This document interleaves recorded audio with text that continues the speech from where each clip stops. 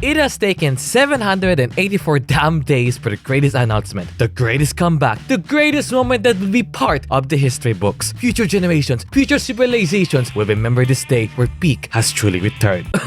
But let's not get ahead of ourselves. While we wait for more news and details regarding the second season of Bocchi the Rock, let's discuss what information we have so far. And for me, the schizophrenic Dorito head, give my initial thoughts and opinions. This is everything you need to know about Bocchi the Rock Season 2. For some anime viewers who do not constantly watch anime on a weekly basis going insane knowing every frame and scene of all episodes, we left Season 1 after the school festival arc where the legendary clutch by Kita happened and with Bocchi purchasing a brand new Yamaha Pacifica, making her Gibson extremely jealous. The events at first season heavily focused on Bocchi getting out of her shell and facing her social anxiety with the help of her newfound friends in Kesukuban and beyond. Season 1 ended rather close-handedly, with no cliffhangers for what would happen next, except for this single damn scene in episode 10, featuring a character that seems intimidating and even a tsundere. Hell yeah! And now Yoyoko and Boyoko fans will be eating well with the announcement of Season 2, receiving its long-awaited green light by CloverWorks and Aniplex. With the ecstatic screaming of fans in the recent We Will Be concert and fans all over the world, the announcement happened on February 15, giving the fans the best post-Valentine's gift alive. It was such a surprise that I forgot my sadness from Valentine's. From their official Twitter account, the following staff are confirmed to work on the second season of the show. Director, Yamamoto Yusuke. Scriptwriter, Erika Yoshida. Character designers, Keita Oda, Kiwara. Meaning the legendary trio has returned. Let's go! Kiwara, Yoshida, and Sai... Wait, did I mess with something? I must be blind or got the information wrong.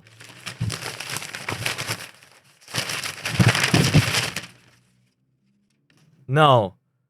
They actually changed directors. Which is the main topic of debate amongst the fanbase as of typing the script. The directorial baton has been passed over to Keiichiro Saito's Season 1 assistant Yamamoto Yusuke. Other than being the assistant director, he directed 2 episodes from the first season, Episode 3 and Episode 11, which according to Saito are the best episodes by far. We'll further discuss this directorial change later on, but it is reassuring that the other 2 pioneers of the first season have returned. Other than the staff, it's also confirmed that the current voice actresses will continue voicing our lovable characters in the second season. Ikumi Hasegawa as Kita, Mizuno Sako as Ryo, Ariyama Yoshino as Bocchi, and the legendary drum powerhouse of an angel Sayumin as her anime counterpart, Mijiki. And that is all of the official information we have so far regarding the second season. However, while it is such a big sigh of relief that Season 2 is no longer an if, the announcement still leaves us with the most important question. When? Well, let's do a bit of speculation using evidence from the production timeline of the first season. The anime adaptation of Bocchi the Rock was announced on February 18, 2021,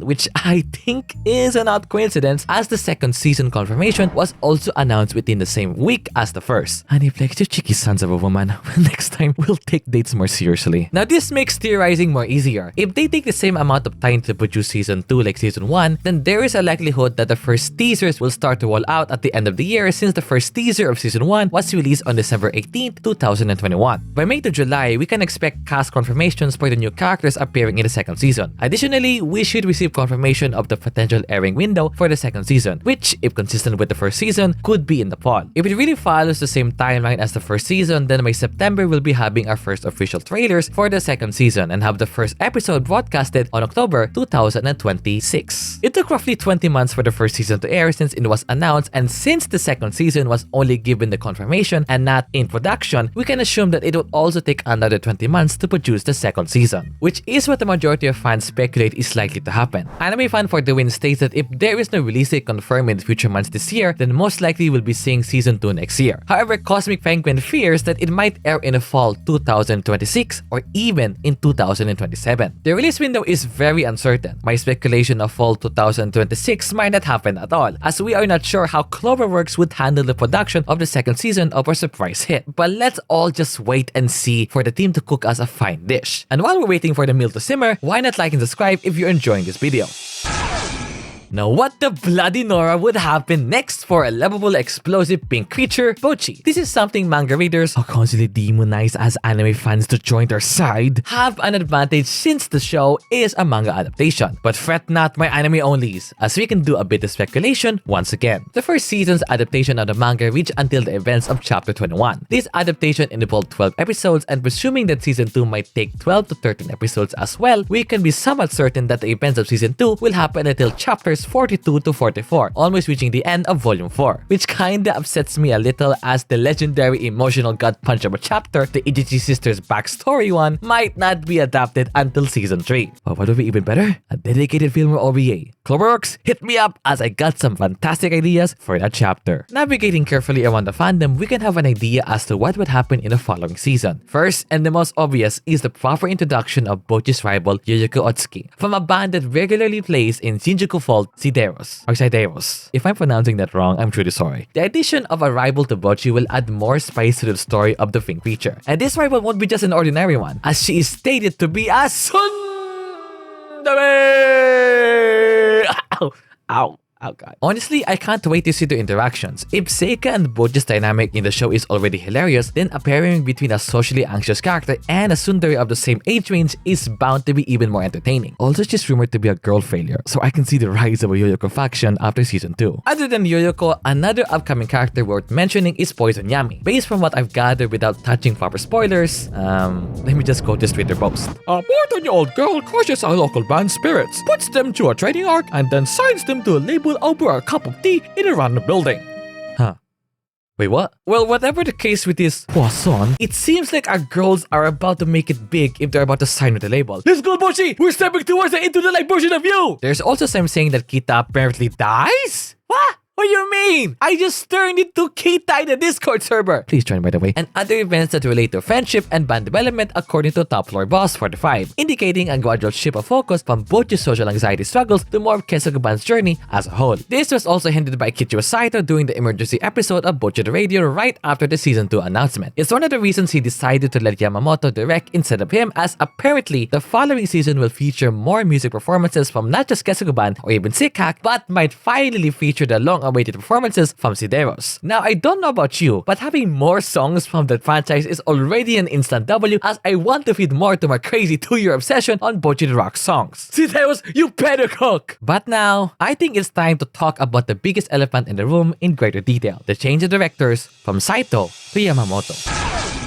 One of the biggest surprises with Bocchi the Rock Season 2 is the change in director. It was the immediate first concern after the excitement wind down after the announcement. Many fans, including myself, expected Kichiro Saito to return, but instead, the project has been handed over to Yusuke Yamamoto. Naturally, this raised a lot of questions. Why did Saito step down? Who is Yamamoto? And can he carry on the magic of Season 1? And of course, what does this mean for the production of Bocchi the Rock moving forward? According to the rough translation from Delay Forsec of the aforementioned emergency Bocchi the Rock episode, Saito's decision wasn't as sudden as it seemed. He revealed that working on Season 1 took a massive toll on him and the entire staff. Saito treated the first season as a passion project, but the sheer amount of work, especially for music anime, was far beyond what he had anticipated. Despite the anime's unexpected and immense success, he admitted that the work environment wasn't exactly healthy, and he felt guilty about that for a long time. The idea of committing to a second season with the same level of effort was overwhelming, even more so from a fanbase with a tremendously high expectation. He even said that if Season 2 succeeded, fans would inevitably expect a third season, and he wasn't sure he could keep up. On the other hand, if it failed, hopefully not, the disappointment would weigh heavily on him. Saito ultimately felt it was best to step down while still supporting the project from the sidelines. He was relieved when Yamamoto agreed to take over, especially since he had seen firsthand how much fans wanted the second season. Like how after every concert, every Twitter post, every major related event, there will always be someone or a large group saying Season 2 when, or oh man, still no Season 2 announcement. But it isn't just Saito who is stepping back. Kiroya, the man, the myth, the legend that spearheaded the first season's production, will be taking a lesser role of co-designing the characters alongside Keito Oda. He says that he wanted to focus on nurturing new talent at Aniplex. Both of them will still be around to offer guidance, but they've chosen to take more of a fan role rather than leading the project themselves. Following the shocking news, speculation began to emerge that Saito might have left because of scheduling conflicts with another highly anticipated returning anime that he is directing, the second season of Frieren. But as Kevin pointed out, Saito explicitly denied this multiple times. This wasn't just about another job, it was about feeling like he had already given everything he could to Bocchi the Rock. With Saito stepping down, the natural question is his successor Yusuke Yamamoto the right person to take over? Saito personally recommended and asked him repeatedly to take the job, and for good reason. Yamamoto played a major role in Season 1, directing 2 episodes that Saito believes were the best of the season, Episode 3 and Episode 11. He argued that Episode 3 was the very episode that more of the public began noticing the anime. And that episode 11 was one of the strongest in terms of directing, pacing, and emotional impact. Though I hate to disagree, as episode 8 would always be the one in my heart.